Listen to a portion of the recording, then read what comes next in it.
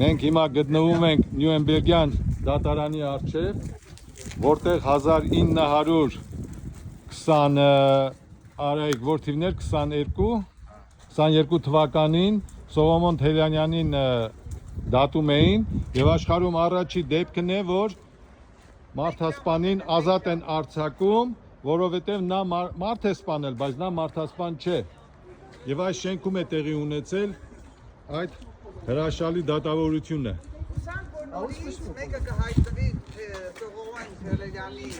փոխարեն, Սամքասնի, Ալիևի, Էրդողանի Եվ մնացած մեր թշնամիներին։ Ացա հին շենքն է, հավանաբար ստեղ է տեղի ունեցել։